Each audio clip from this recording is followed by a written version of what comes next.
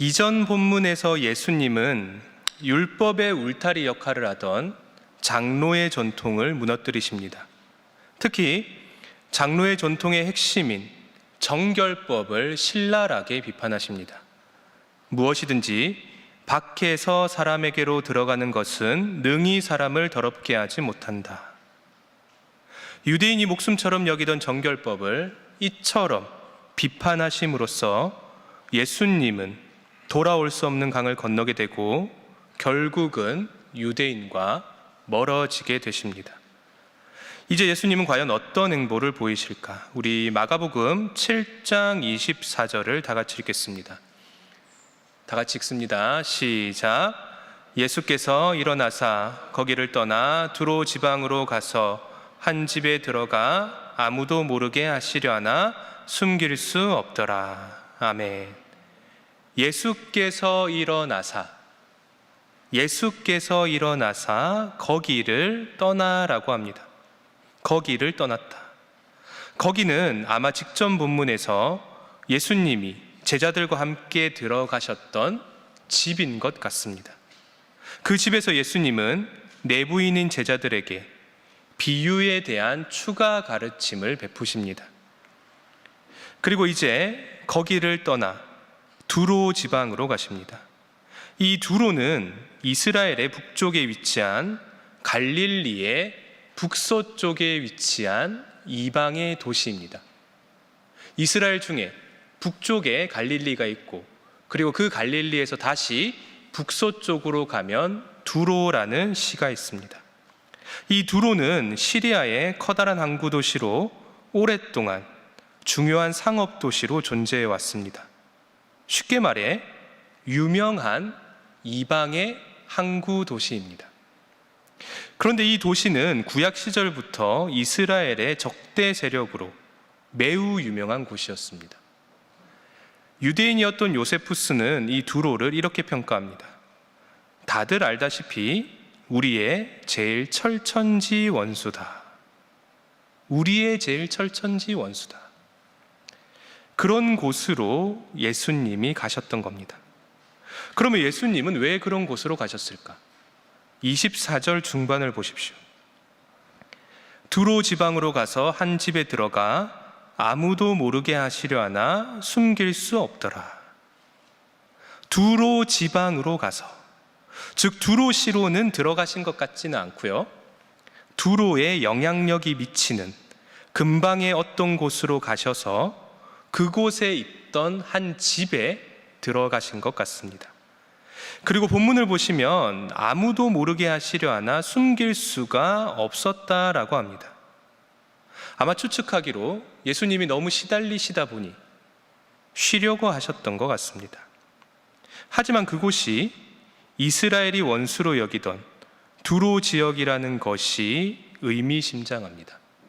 그리고 이제까지와 마찬가지로 예수님의 존재감이 숨기려 해도 숨길 수가 없을 정도로 거대해졌음이 발견됩니다. 자, 이런 배경 아래 이제 사건이 본격적으로 벌어집니다. 우리 25절을 다 같이 읽겠습니다. 25절입니다. 시작. 이에 더러운 귀신 들린 곧 와서 그 발 아래에 엎드리니. 아멘. 한 여인이 예수의 발 아래에 엎드렸다라고 합니다. 발 아래에 엎드렸다. 마가복음 5장에 나오는 회당장 야이로가 떠오르는 말씀입니다. 우리 마가복음 5장을 잠시 보겠습니다. 이렇게 나옵니다. 회당장 중에 하나인 야이로라 하는 이가 와서 예수를 보고 발 아래 엎드려 간곡히 구하여 이르되 내 어린 딸이 죽게 되었사오니 오셔서 그 위에 손을 얹으사 그로 구원을 받아 살게 하소서 하거늘. 아멘. 회당장 야이로와 마찬가지로 오늘 본문의 여인도 한 어린 딸이 있습니다. 그런데 그 딸이 더러운 귀신에 들렸다라고 합니다. 그런데 원문을 보시면 더러운 귀신이 아니라 부정한 영을 가진 어린 딸입니다. 더러운 귀신이 아니라 부정한 영입니다. 부정하다. 바로 직전에 정결법 논쟁이 떠오르는 단어입니다. 심지어 일반적인 부정이 아니라 부정한 영입니다. 악령인 겁니다. 더러운 영이다. 과연 이런 존재와 접촉한 사람을 만나는 게 옳을까? 이런 생각이 들 때쯤 마가는 추가적인 정보를 제공합니다. 26절을 보겠습니다. 그 여자는 헬라인이요 수로보닉의 족속이라 자기 딸에게서 귀신 쫓아내 주시기를 간구하거늘. 그 여자는 헬라인이요 수로보닉의 족속이라. 뒤에 수로보닉의 족속이라는 말로 봐서는 문자 그대로 헬라인은 아닌 것 같습니다. 헬라인이 아니라 헬라 문화와 헬라 언어에 익숙한 사람입니다. 쉽게 말해서 그냥 이방 문화에 익숙한 사람이라고 보시면 됩니다. 그리고 그 여인은 수로보닉의 족속이라고 합니다. 수로보닉의, 수리아의, 시리아라고도 합니다. 수리아의 베니게 사람이란 뜻입니다. 수리아의 서쪽에 베니게라는 곳이 있는데 그 베니게 지역에서 사는 사람이란 뜻입니다. 여기서 이 여인의 정체성이 확실해집니다. 헬라 문화에 익숙하긴 하지만 혹시 유대인이 아닐까라는 짐작을 확실하게 제거하는 마가입니다. 여인은 이방 문화에 익숙한 확실한 이방인입니다. 확실한 이방인이다.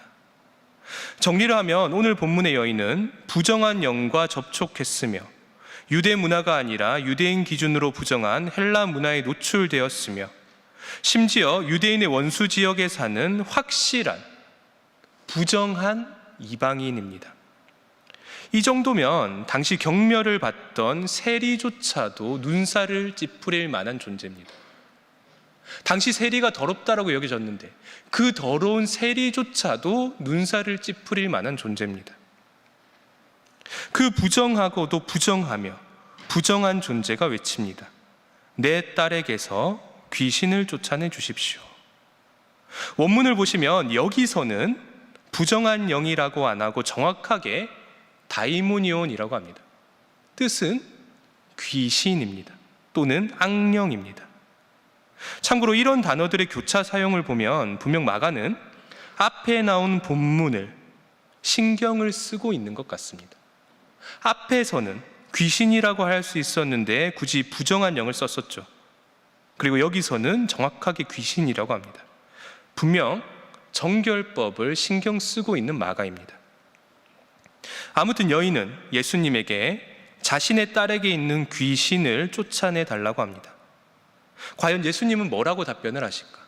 우리 27절을 다 같이 한번 읽어보겠습니다. 27절입니다. 시작. 예수께서 이르시되 자녀로 먼저 배불리 먹게 할지니 자녀의 떡을 취하여 개들에게 던짐이 마땅치 아니하니라. 아멘. 이제까지 예수님은 우리의 기대 이상으로 너무나 많은 긍휼을 베푸셨습니다. 그런 예수님께 익숙한 우리들은 이 27절에서 너무 당황하게 됩니다. 너무 당황스러운 본문입니다. 자녀로 먼저 배불리 먹게 할지니 자녀의 떡을 취하여 개들에게 던짐이 마땅치 아니하니라. 충격적인 예수님의 말씀입니다. 마치 이전 본문에서 정결법에 관해 하신 말씀이 다 거짓말처럼 느껴질 정도의 말씀입니다. 아니, 앞에서는 차별을 없애셨는데 왜 여기서는 이러실까? 당황스럽기는 하지만 한번 본문을 천천히 꼼꼼히 살펴보도록 하겠습니다. 예수님은 먼저 자녀라는 단어를 쓰십니다. 자녀라고 하십니다. 성경을 보시면 이스라엘은 늘 하나님의 자녀라고 불렸습니다. 이스라엘 하면 하나님의 자녀입니다. 즉 오늘 본문의 자녀는 이스라엘입니다. 그리고 여호와 하나님께서는 언제나 자신의 자녀들을 배불리 먹이시는 분입니다. 심지어 아무것도 없는 메마른 광야에서조차 자신의 자녀들을 만나와 메추라기로 먹이시는 분입니다. 그런 의미에서 자녀로 배불리 먹게 할지니라는 예수님의 말씀은 충분히 이해가 되는 말씀입니다. 충분히 그럴 만한 분입니다. 그런데 문제는 뒤죠. 자녀의 떡을 취하여 개들에게 던짐이 마땅치 아니하다. 이게 과연 무슨 뜻일까? 당시 마가복음의 1차 독자는 물론이고 수천 년이 지난 지금의 우리들조차 당황스럽게 만드는 말씀입니다. 하지만 예수님을 신뢰하고 하나씩 풀어보도록 하겠습니다. 먼저 여기 나오는 떡은 원어로 아르토스라고 합니다. 뜻은 그냥 빵입니다. 구운 빵 덩어리라고 생각을 하시면 됩니다. 우리에게 너무나 유명한 오병이어 사건에 나오는 물고기 둘, 떡 5개 할 때 그 떡이 바로 아르토스입니다. 이 예수님의 아르토스, 즉 예수님의 떡은 언제나 수많은 무리를 충분히 배부르게 합니다. 이전 마가복음의 서사에서는 무려 5,000명의 장정을 배부르게 합니다. 오늘 본문도 마찬가지입니다. 예수님의 떡은 자녀를 충분히 배부르게 할 수 있습니다. 그런데 자녀를 배부르게 하는 그 떡을 취하여 개들에게 던짐이 마땅치 않다라고 합니다. 여러분, 개가 뭘까요? 오늘 본문의 개가 뭘까? 오늘 본문에 나오는 개는 오늘날 우리가 상상하는 그 개가 절대로 아닙니다. 우리가 늘 애정을 주는 그런 사랑스러운 생명체의 이미지를 떠올리시면 절대로 안 됩니다. 유대인에게 개는 부정한 동물입니다. 개는 부정한 동물이다. 도시나 마을 밖에 살면서 쓰레기 더미를 뒤지고 다니며 이미 죽어서 썩어버린 고기를 먹는 부정한 야생 동물입니다. 더럽고 시체에 접촉하여 정결이 깨진 부정한 동물입니다. 유대인의 입장에서는 당연히 멀리해야 마땅한 동물입니다. 더군다나 그런 존재에게 내 자녀의 음식을 취해 던져주는 것은 상상조차 할 수 없는 행위입니다.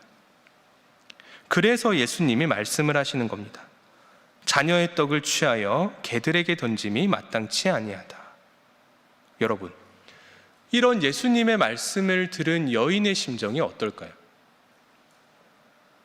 자신의 목숨보다 소중한 딸이 귀신이 들렸습니다.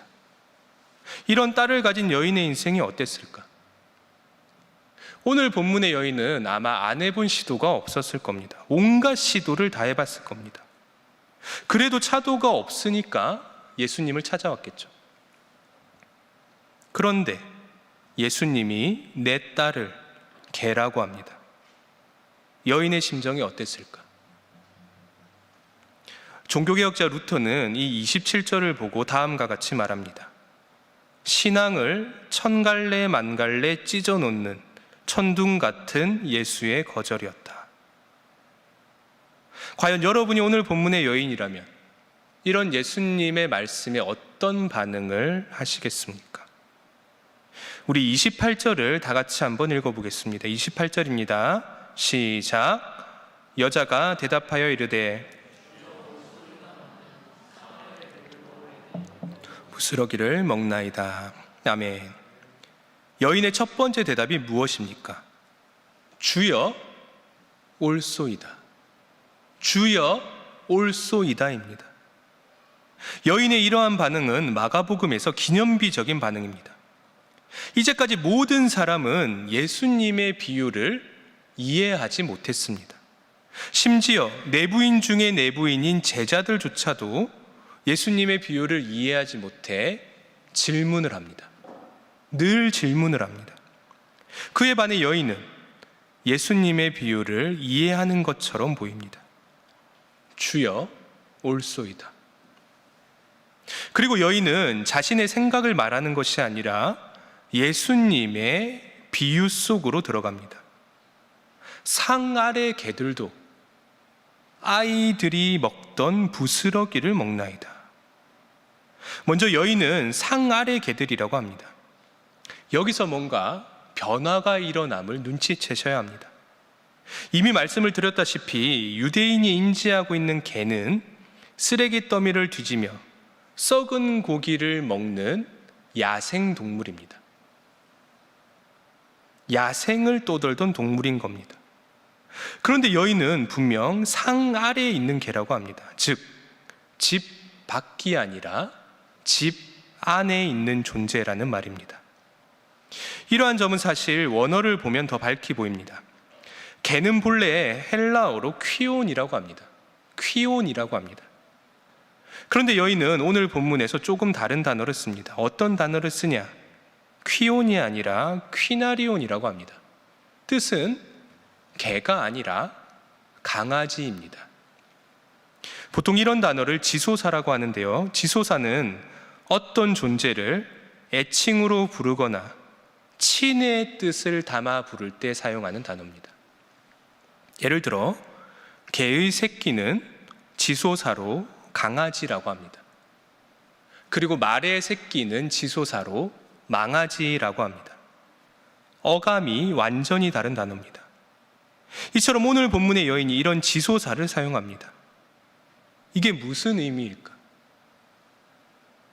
자신과 자신의 딸이 집 밖을 떠돌던 부정한 개가 아니라 자녀와 함께 집안에 살며 자녀와 같이 먹고 살던 애완용 강아지라고 주장을 하는 겁니다. 그리고 여인은 여기서 그치지 않습니다. 분명 예수님은 앞에서 자녀라고 합니다. 그런데 여인은 28절에서 아이들이라고 합니다. 원어로 파이디온이라고 하는데요, 말 그대로 어린아이라는 뜻입니다. 앞에 나온 자녀보다 훨씬 더 범위가 넓은 단어입니다. 자녀보다 범위가 훨씬 더 넓은 단어입니다. 즉, 하나님의 자녀뿐만이 아니라 온 세상의 아이들이 당신의 떡을 먹는다는 암시입니다. 여기까지만 해도 충격적인데 여인은 여기서 더 나갑니다. 예수님은 자녀를 먹이는 떡을 말씀하고 계십니다. 그런데 여인은 떡이 아니라 떡에서 떨어져 나온 부스러기를 먹는다라고 합니다. 여러분, 이보다 예수님의 아르토스, 즉 예수님의 떡을 극찬하는 표현이 어디에 있습니까?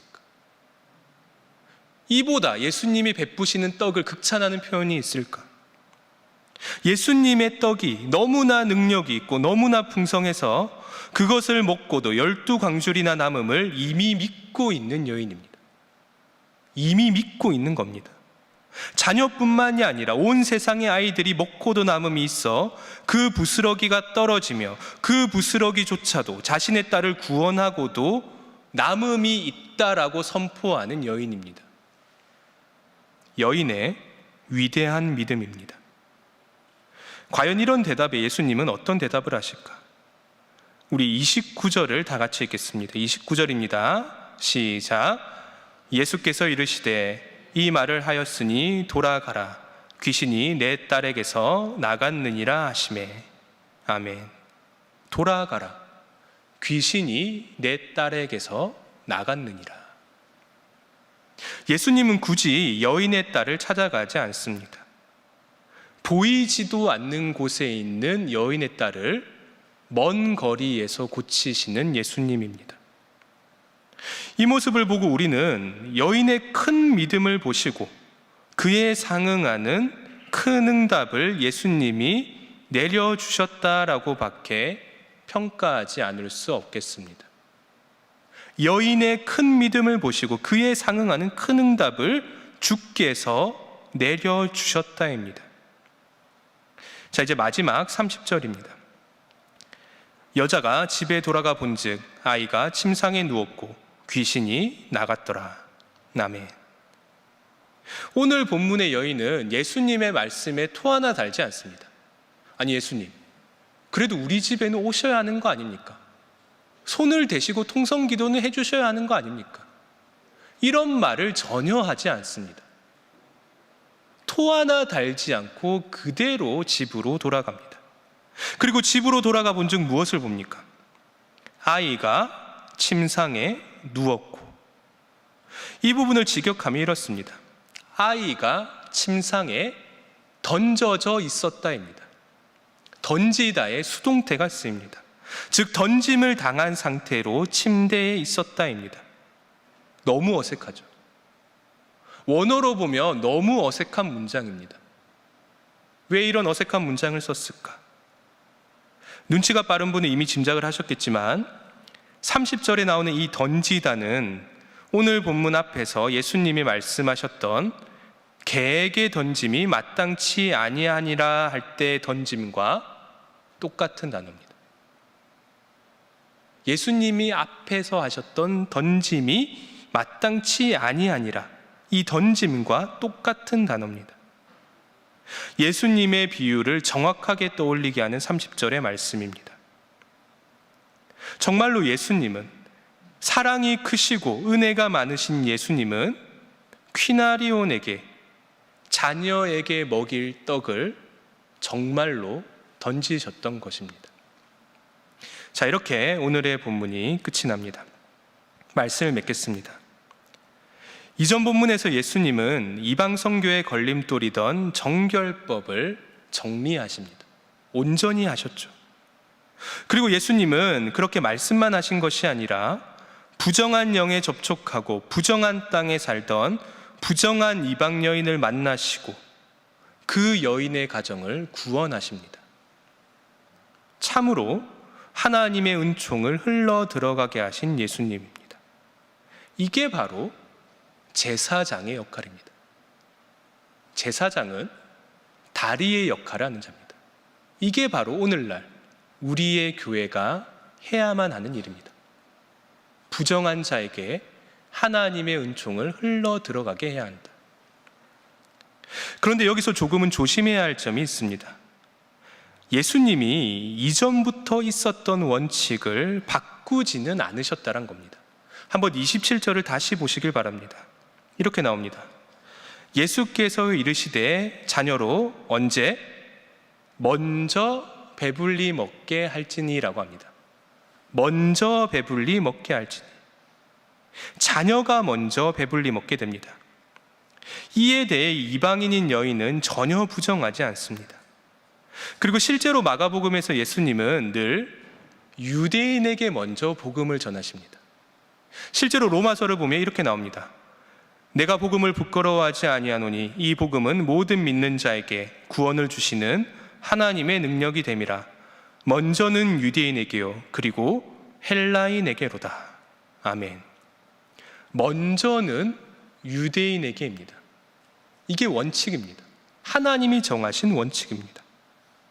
그런데 이스라엘이 이것을 심각하게 착각합니다.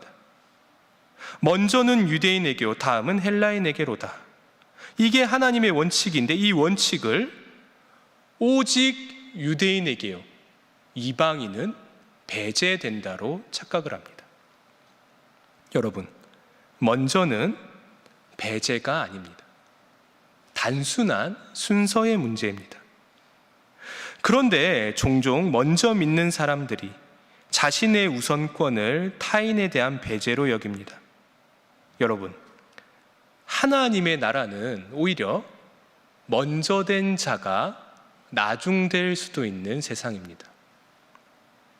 만약 내가 일찍 온 종처럼 늦게 온 종보다 나의 몫을 더 요구한다면, 하나님, 제가 먼저 오지 않았습니까? 제가 10년이나 더 믿었는데 늦게 온 자보다 상을 더 주십시오.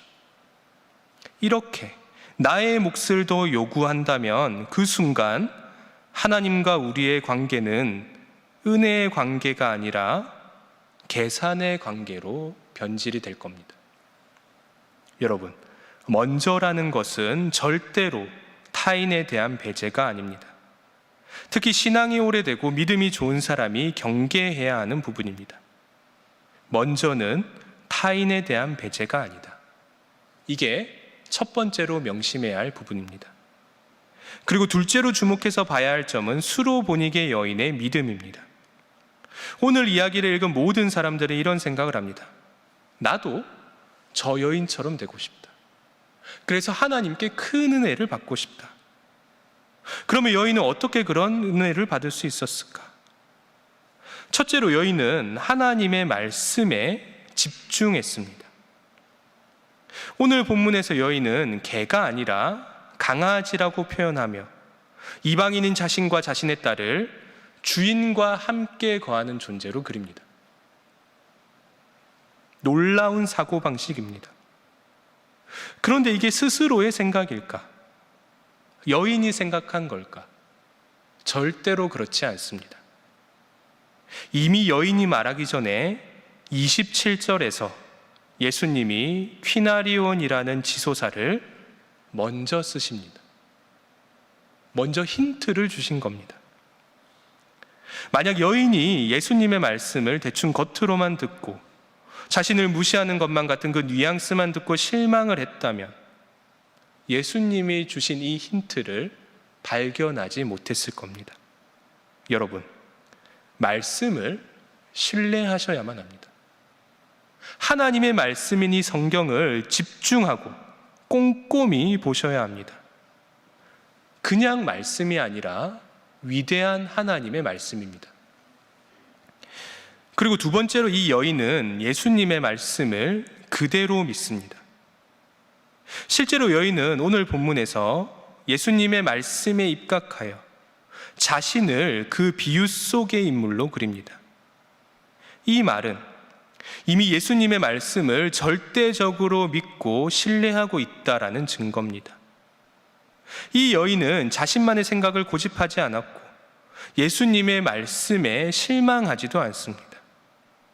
그저 계라는 자신의 위치와 그 제안을 그대로 유지하고 그대로 자신에게 적용을 합니다. 그리고 그 상태로 비유로 들어가서 비유에 의해 자신의 권리가 인정되도록 합니다. 즉 비유 안에서 하나님이 주신 말씀 안에서 대답을 한 여인입니다. 이에 반해 우리는 어떻습니까? 늘 말씀을 읽거나 들을 때 내 생각을 고집합니다. 하나님, 이거는 현대에 맞지 않는 것 같습니다. 이거는 하나님이 현실을 몰라서 그렇습니다. 내 생각을 고집합니다. 그리고 긍정적인 상황이나 인물에는 자신을 대입합니다. 반대로 부정적인 상황이나 못난 인물은 자신에게 대입을 하지 않고 내가 나쁘게 생각하는 사람을 대입합니다. 그래, 제가 바로 바리새인이지. 그래, 제가 바로 배신자 유다와 같은 존재지. 이렇게 적용을 합니다. 여러분, 성경을 읽을 때는 내 고집과 내 생각을 내려놓고 겸손하게 읽으셔야 합니다. 내가 성경을 읽는 게 아니라 성경이 나의 인생을 읽도록 해야 하는 것입니다. 정리를 하면 오늘 본문의 여인은 예수님의 말씀에 집중했고 예수님의 말씀을 그대로 믿고 자신에게 적용했기에 오늘 본문과 같은 큰 은혜를 받습니다. 이게 바로 오늘 본문에서 우리가 놓치지 말아야 할 두 번째 부분입니다. 그리고 마지막으로 우리가 명심해야 할 것은 부스러기 또한 족하다입니다. 여러분, 주님이 주시는 떡은 우리를 배부르게 합니다. 설사 그것이 부스러기라 할지라도 우리 모두의 배를 불리기에 충분한 능력을 지니고 있습니다. 실제로 오늘 본문의 여인은 이방인으로서 자신이 받아야 할 것 이상을 구하지 않습니다. 그저 예수님의 말씀을 받아들였고 예수님이 주시는 떡에 부스러기만 해도 충분하다라고 생각했습니다. 여러분, 타인의 것을 절대로 부러워하지 마십시오. 그리고 여러분이 가지신 것을 절대로 비하하지 마십시오. 하나님, 저 사람은 저렇게 많이 큰 은총을 내려주면서 왜 나에게는 이거밖에 주지 않습니까? 그리고 저 사람은 저렇게 행복하게 사는데 왜 나는 이렇게 불행한 인생을 삽니까? 왜 나는 이런 아픈 가시가 있습니까? 왜 저에게 이런 고난을 주십니까? 여러분, 우리가 잘 아는 그 위대한 바울이 육체의 가시로 굉장히 고통스러워했습니다. 이 고통이 얼마나 심했는지 사탄의 사자라고까지 표현을 합니다. 그래서 바울이 간절히 하나님께 기도합니다. 하나님, 너무 괴롭습니다. 이것을 저에게 치워주십시오. 없애주십시오. 하나님이 어떻게 응답을 하실까요? 우리 고린도후서 12장 9절을 다 같이 한번 읽어보겠습니다. 다 같이 함께 읽겠습니다. 시작. 나에게 이르시기를 내 은혜가 내게 족하도다. 이는 내 능력이 약한 데서 온전하여 짐이라 하신지라. 그러므로 도리어 크게 기뻐함으로 나의 여러 약한 것들에 대하여 자랑하리니 이는 그리스도의 능력이 내게 머물게 하려 함이라. 아멘. 내 은혜가 너희에게 족하다. 너희에게 족하다. 우리에게 이미 있는 것이 우리에게 족합니다. 그저 내가 그 부스러기와 같아 보이는 것의 능력을 깨닫지 못할 뿐입니다. 하나님이 이미 족한 은혜를 주신 겁니다. 제발 개와 부스러기의 은혜를 깨닫는 우리 모두가 되길 진심으로 바랍니다. 기도하겠습니다. 하나님 아버지, 오늘 저희가 마가복음 7장 중반의 이야기를 살펴보았습니다. 하나님, 우리 모두가 오늘 본문의 여인과 같을 수 있도록 하여 주시고 주의 부스러기조차 우리에게 족함을 깨닫게 하여 주시옵소서. 이 모든 말씀 예수님의 이름으로 기도드립니다. 아멘.